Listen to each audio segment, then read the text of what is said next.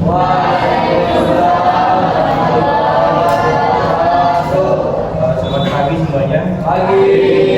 Jadi pada pagi hari ini kita akan mempelajari mengenai mekanisme pernapasan, kemudian perhitungan volume paru-paru, dan yang terakhir adalah mengenai penyakit pada sistem pernapasan. Dan sebelum kita mempelajari lebih lanjut, saya minta tolong kepada ketua kelas untuk memimpin doa sebelum kita belajar. Sebelum kita mulai pembelajaran pada pagi hari ini, marilah kita berdoa. Berdoa dimulai.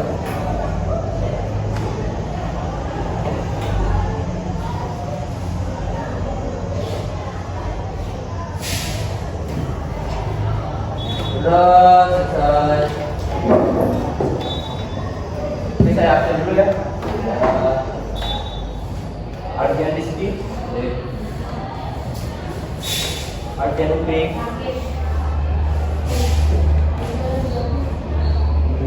Angga Di, Angga,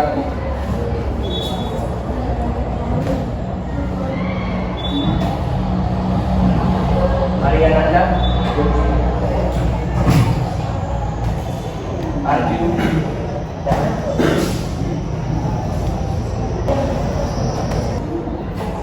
Zulfa.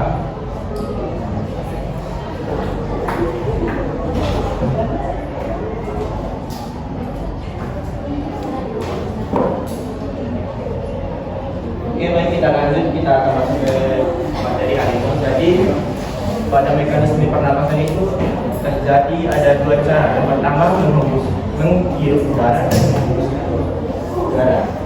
Jadi menghirup udara itu bisa dikatakan inspirasi. Kemudian untuk menghembuskan udara dikatakan inspirasi.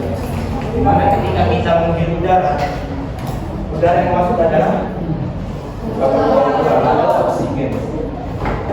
Sebaliknya udara yang keluar pada fase ekspirasi CO2 dan uap air. Jadi pada mekanisme pernapasan terjadi pada dua cara. Yang pertama pada otot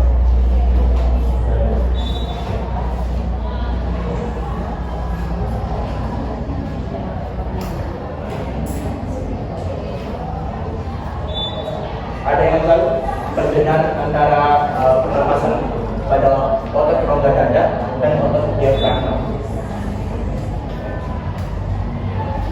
Otot rongga dada dan otot diafragma tempat terjadinya. Jadi pada otot rongga dada terjadi pada bagian dada di depan paru-paru. Sebaliknya kalau pada pernapasan otot diafragma terjadi melalui perut, otot perut.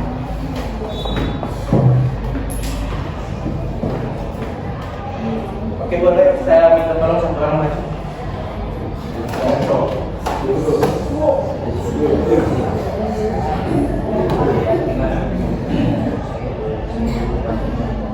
Coba kamu menghirup nafas.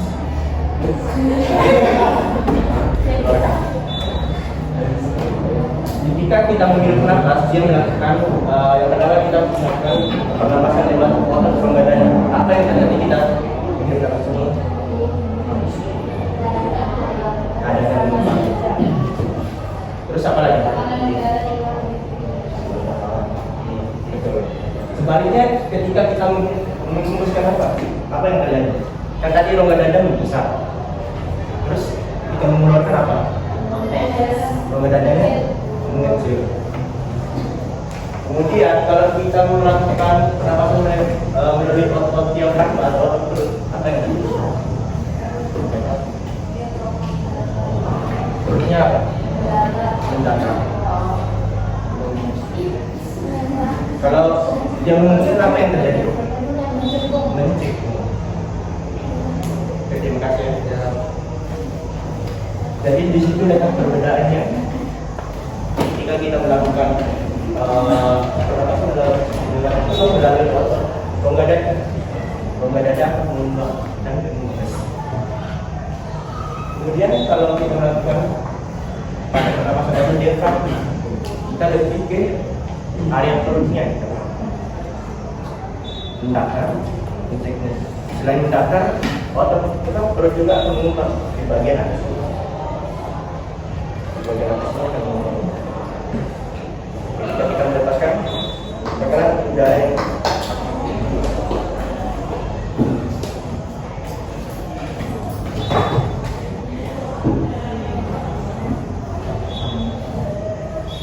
pada pernapasan juga ada dua cara dia. Siapa yang tahu? Pernapasan dalam sama internal dan eksternal. Kita coba ya. Pada pernapasan eksternal, karbon dioksida akan meninggalkan darah dan oksigen akan masuk ke dalam darah secara difusi. Sebaliknya, pada pernapasan internal, karbon dioksida masuk ke dalam darah dan oksigen akan berdifusi ke jaringan tubuh. Oke. Ini mekanisme pernapasan eksternal dan internal. Kalau eksternal, karbon dioksida ini akan meninggalkan darah dan O2-nya akan masuk ke dalam darah. Kalau internal, karbon dioksida yang masuk ke dalam darah dan O2 akan berdifusi ke jaringan tubuh. Jadi di sini letak perbedaannya eksternal dan internal. Ada lagi satu selain eksternal dan internal. Ada yang lain. Dia akan menghasilkan energi. O2 akan berdifusi ke jaringan tubuh. Setelah ini dia akan apa yang menghasilkan energi di dalam tubuh kita. Dia akan ke mitokondria biasa.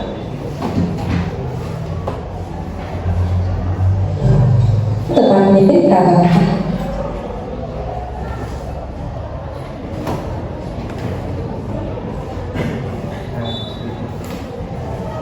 Oksigen akan melepaskan ikatan dengan hemoglobin dan berdifusi ke dalam jaringan tubuh. Reaksi kimianya, HbO2 menghasilkan Hb ditambah O2. Setelah sampai di dalam jaringan tubuh, oksigen akan mengalami pernapasan seluler yang terjadi di mitokondria.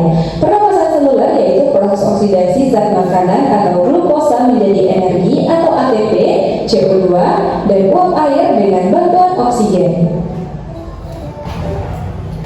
Jadi tadi ada dua mekanisme utama.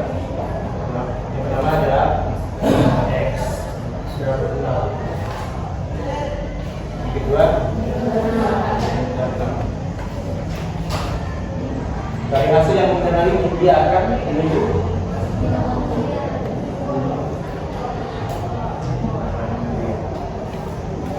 menghasilkan apa?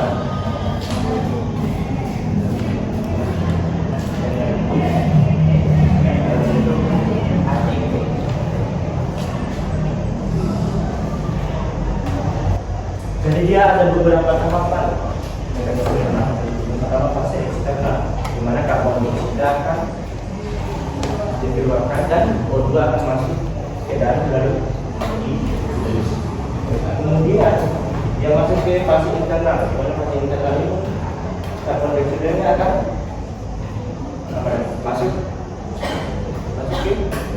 ke darah. Kemudian O2 nya akan pergi ke mana? Jaringan tubuh. Ke dalam tubuh ke jaringan tubuh.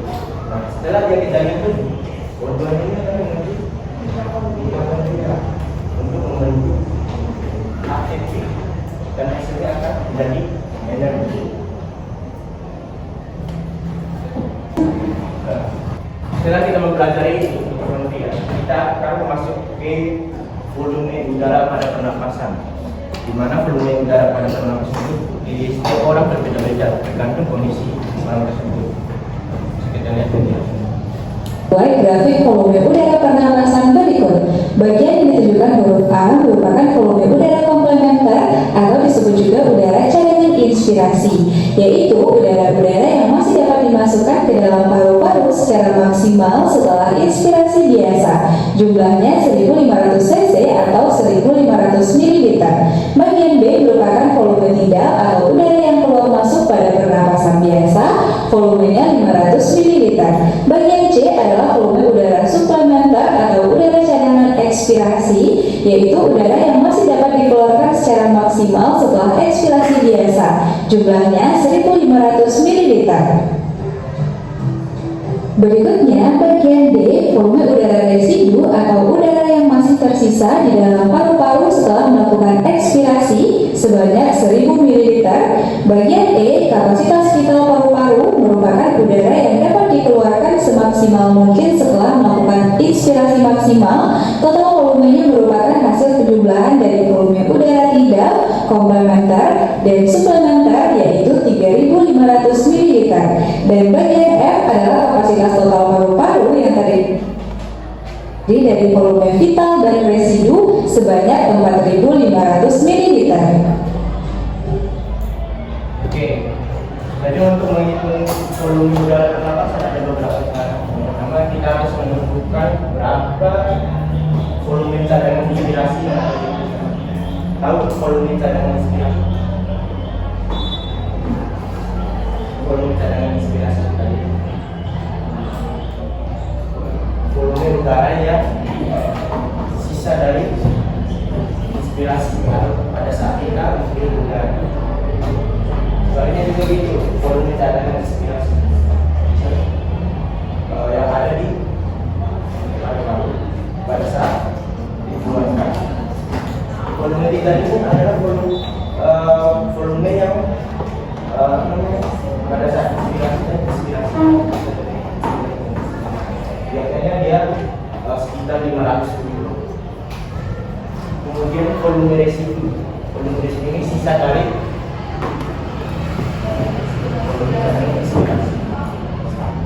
kemudian kapasitas kita ini kita kemudian dengan kapasitas kita harus dihitung dengan volume kita ditambah volume komplementer atau inspirasi ditambah volume cadangan inspirasi atau suplementer.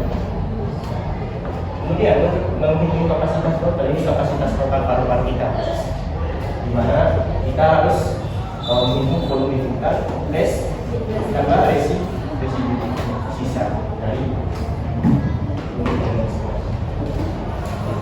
jadi volume cadangan inspirasi pada manusia itu berbeda-beda. Misalnya pada pria biasanya dia berkisar sekitar 3.100.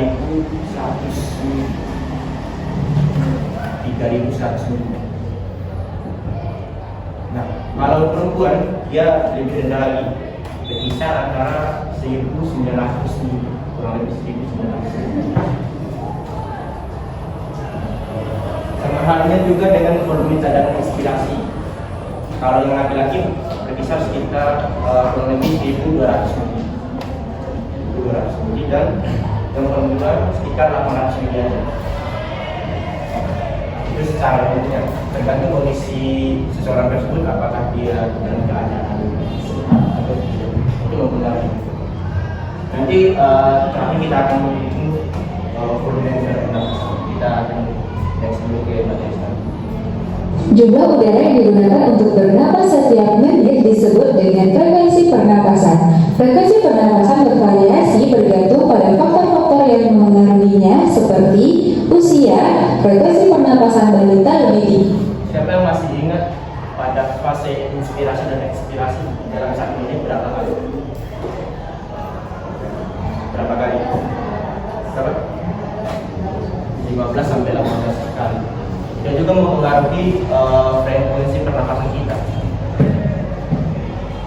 Orang dewasa, jenis kelamin, pada umumnya perempuan memiliki frekuensi pernapasan lebih cepat karena volume paru-parunya lebih kecil daripada laki-laki. Tetapi jika dilihat dari aktivitas, maka frekuensi pernapasan laki-laki lebih cepat. Posisi tubuh, frekuensi pernapasan saat berdiri lebih tinggi daripada saat duduk. Suhu, semakin tinggi suhu tubuh, maka frekuensi pernapasan makin cepat.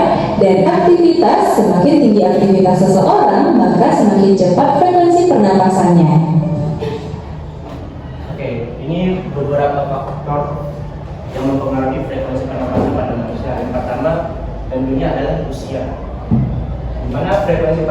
pernapasan balita lebih tinggi dibandingkan orang dewasa. Kenapa? Ada yang tahu alasannya? Yang ada di dalam pikiran kalian?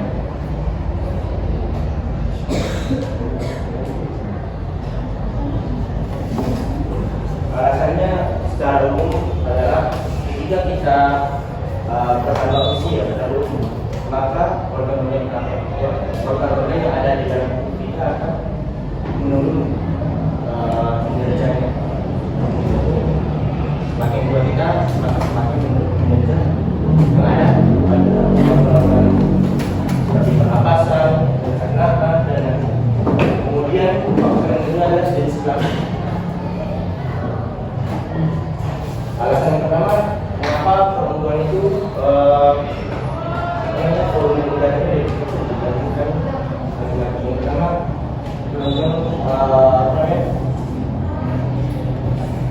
volume paru-parunya lebih ke ukuran paru-parunya lebih kecil dibandingkan laki-laki. Tetapi bisa juga faktor yang lain itu aktivitas. Biasanya aktivitas laki-laki itu lebih banyak, makanya volume udaranya frekuensi pernapasan lebih yang banyak. Tergantung kondisi juga, ada aktivitas, ada ukuran paru-parunya. Kemudian posisi tubuh, frekuensi pernapasan saat berdiri lebih tinggi daripada saat duduk. Jadi pada saat kita berdiri itu lebih tinggi frekuensi pernapasannya dibandingkan. Kemudian suhu, makin tinggi suhu, maka suhu makin tinggi suhu tubuh, maka frekuensi pernapasan makin cepat. Kenapa kira-kira? Karena alasan yang pertama adalah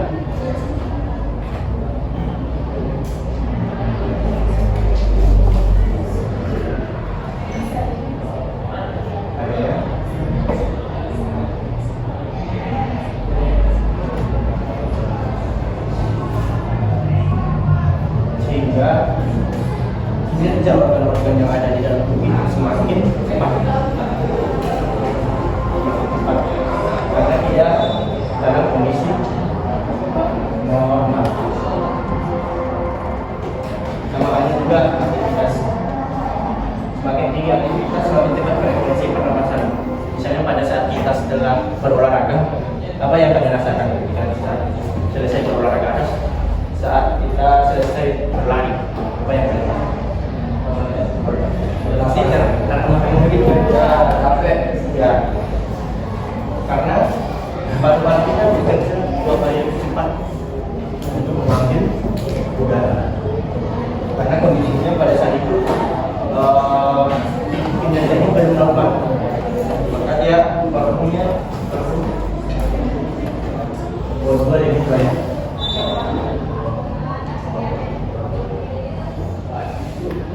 Dia perlu O2 lebih banyak.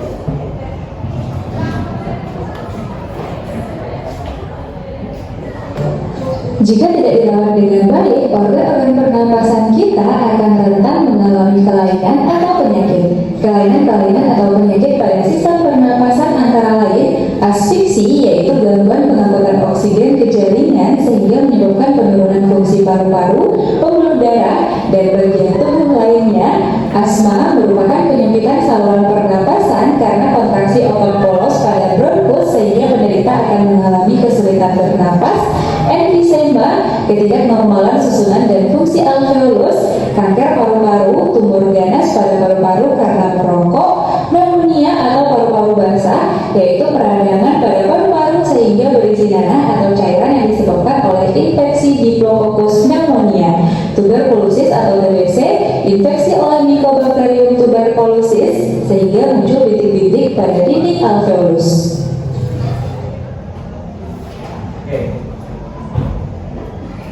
Jadi ini beberapa kelainan pada pernapasan. Pasti kalian sering mendengar penyakit ini, asma. Asma ini terjadi karena ada gangguan pada yang kita sadari pernapasan pada area bronkus. Normalnya, coba kalian ukuran lubang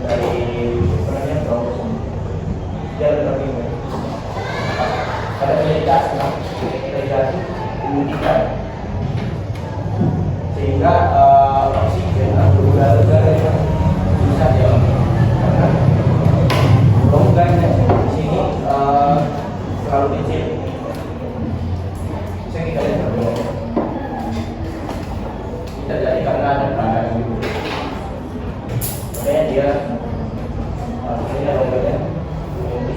Itu yang bikin sesak nafas juga. Kemudian ini karena ini karena apa?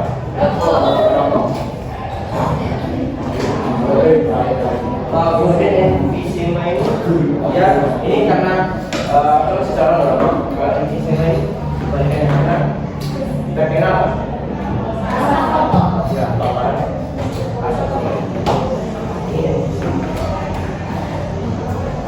kasih paparan karena merokok emfisema ini karena paparan asap rokok.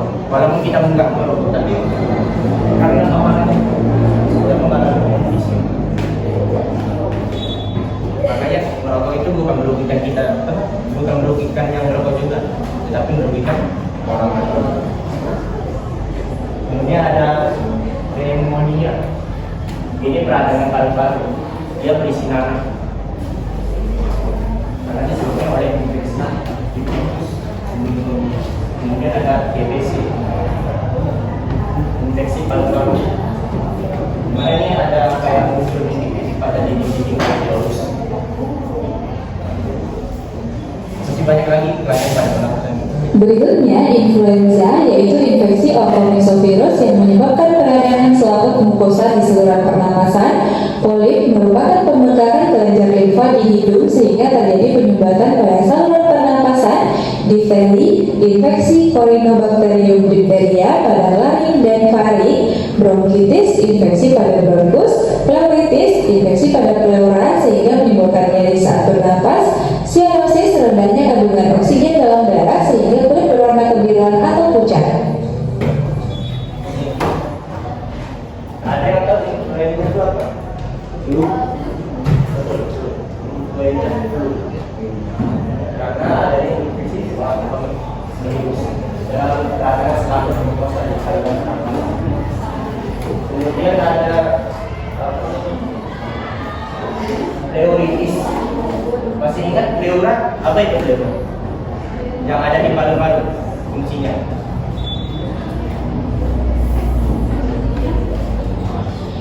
Pelapis dan pelumas. Jadi karena pelapis ini satu pleura ini termasuk pada pleura ingin menjadi satu nafas. Biasanya terjadi gesekan antara paru-parunya menjadi bagi. Karena pleura itu fungsi utamanya adalah sebagai pelumas. Istilahnya kayak minyak yang tidak terjadi gesekan. Kemudian ini sianosis. Biasanya kandungan O2 dalam darah sehingga kulit berwarna kebiruan atau pucat. Biasanya ini terjadi pada saat kita misalnya memuncak.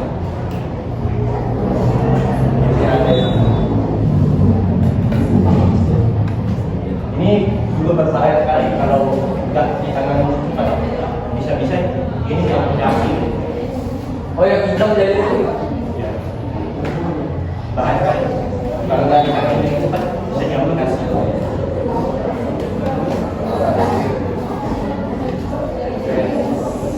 Gangguan lainnya yaitu hipoksia, kekurangan oksigen pada jaringan tubuh sehingga mematikan sel-sel tubuh, rinitis, peradangan pada rongga hidung, laringitis, infeksi pada laring, faringitis, infeksi Streptococcus pharyngitis pada faring, sinusitis, peradangan rongga hidung bagian atas, dan adenoid, adanya pembengkakan kelenjar limfa oleh polip dan amandel sehingga menyebabkan saluran pernapasan. Gejala penyakit ini adalah mulut selalu terbuka sehingga disebut penyakit kesal wajah bodoh. Nah, teman-teman, itulah keseluruhan. Nah, adenoid ini gejalanya kita selalu membuka mulut karena hidung kita susah bernapas. Susah bernapas karena ada gangguan di karena ada penyumbatan. Makanya dia selalu membuka mulutnya. Kemudian faringitis ini terjadi secara umum pada kita, yaitu batuk kan kita kayak ada rasa yang batu-batu.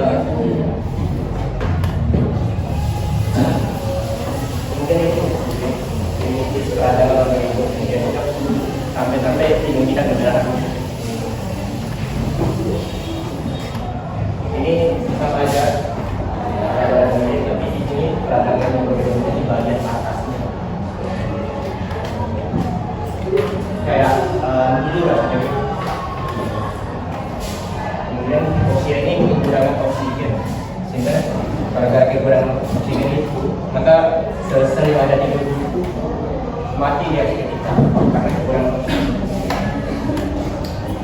Kemudian dari itu adalah yang peradangan.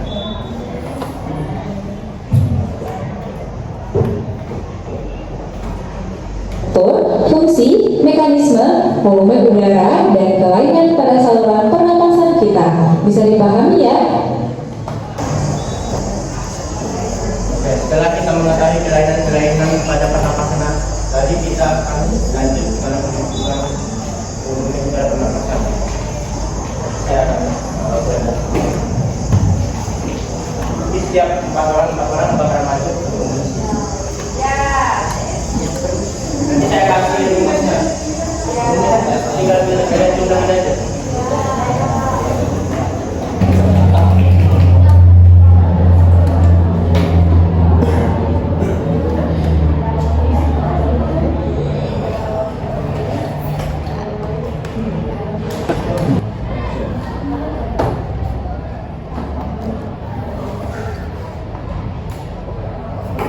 Perhatikan ya.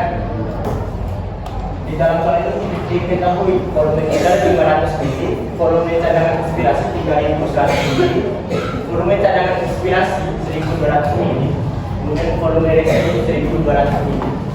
Hitunglah KI, KP, dan KTP. KTP ini adalah kapasitas total baru-baru, di mana kapasitas total baru-baru rumusnya adalah KP ditambah PN. Ini KP ini kapasitas sebelum, dimana untuk menentukan KP yang kita perlu ada volume 3 ditambah volume cadangan inspirasi ditambah volume cadangan ekspirasi.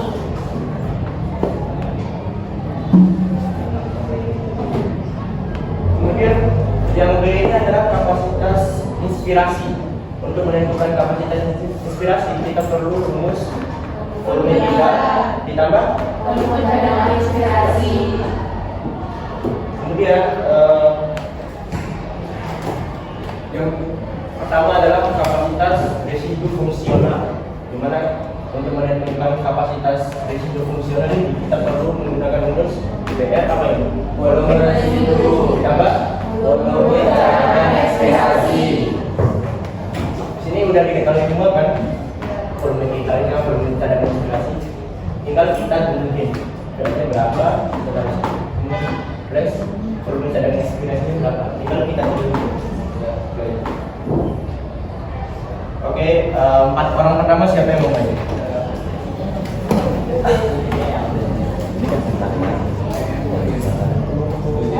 Siapa lagi?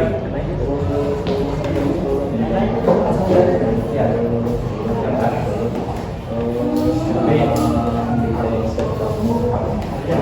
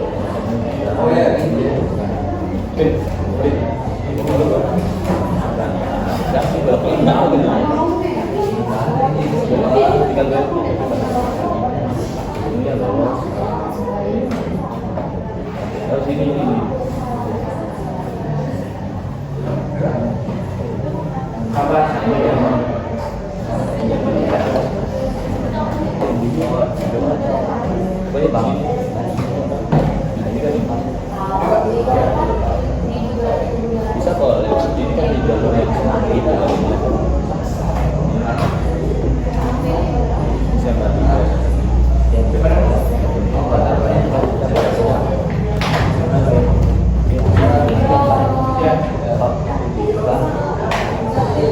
Ya, aku udah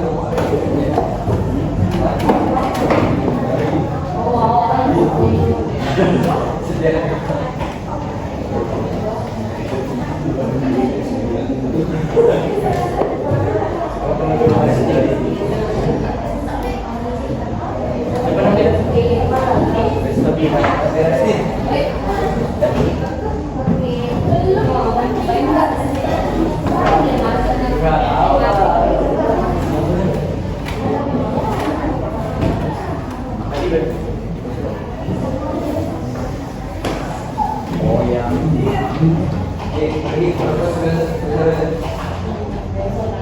tunggu lagi. Pada masuk. Ya. Berapa?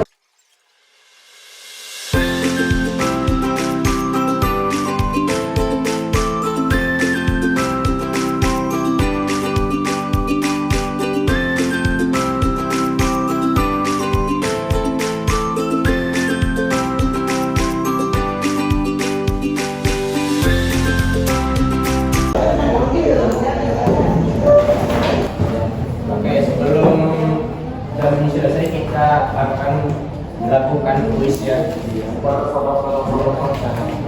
Ini saya sudah siapkan beberapa soal nanti kalian tinggal jawab. Yang memiliki poin tertinggi nanti saya akan kasih hadiah.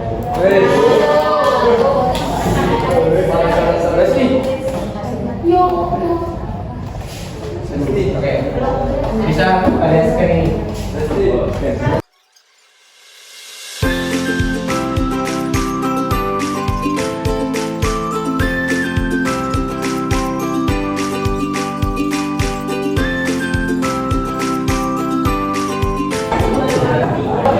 Udah semua? Halo. Baik, udah boleh? Ya, oke. Ya, Kak.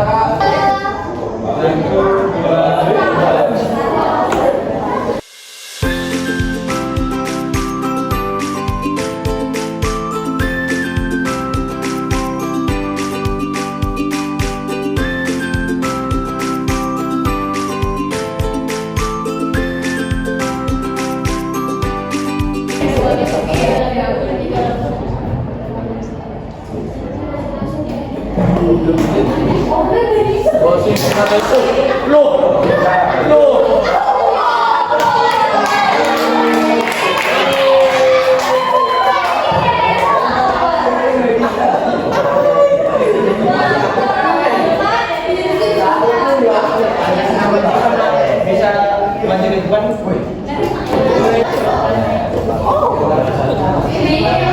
Jika poinnya paling tinggi dia berhak mendapatkan.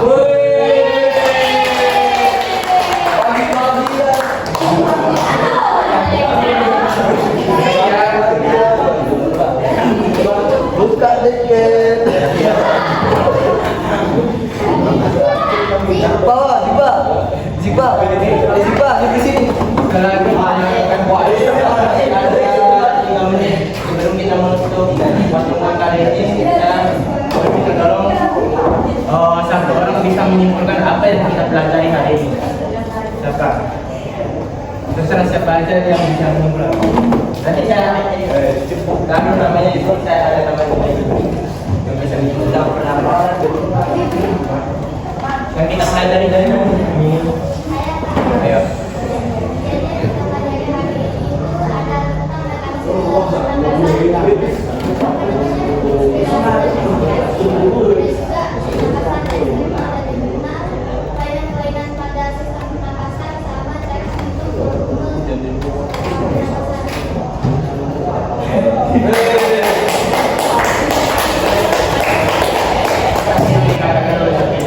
Hari ini kita sudah mempelajari beberapa materi. Yang pertama mengenai mekanisme penanaman, di mana mekanisme penanaman itu terjadi dengan dua cara. Pertama, inspirasi. Yang kedua, ekspirasi. Kemudian penapasan terjadi dalam dua tahapan. Pertama apa? Otak apa?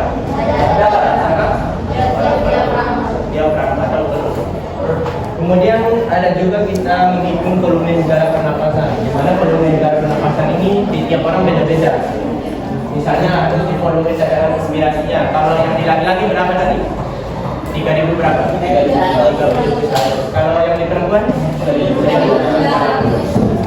Kemudian ada volume cadangan inspirasi. Tadi juga beda dia. Yang di laki-laki berapa? 1.200. Kemudian yang di perempuan berapa? Kemudian kita sudah membahas kenapa volume cadangan inspirasi dan ekspirasi itu berbeda-beda, tadi ada frekuensinya. jadi pengaruh faktornya adalah usia, apalagi jenis kelamin, apalagi suhu, aktivitas fisik, kemudian apalagi duduk dan posisi duduk dan berdiri. Kemudian ada beberapa lagi kelainan tadi, misalnya secara umum asma. Tahu asma tadi karena ada penyempitan apa? Di area saluran apa? Bronkus karena ada penyempitan saluran. Kemudian ada influenza, berbagai dan jadi saya harap kalian nanti bisa mempelajari juga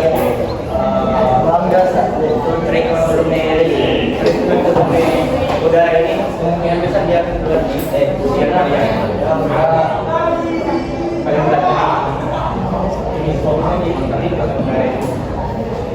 Tapi bisa juga belajar kalian akan belajar juga bahasa dalam kapasitas sosial. Tinggal kalian sebenarnya jadi kalian apa pada rumusnya. Oke, berhubung waktu yang sudah selesai untuk mengakhiri pelajaran hari ini, marilah kita ucapkan hamdalah. Alhamdulillah. Baik, kita akhiri. Wassalamualaikum warahmatullahi wabarakatuh.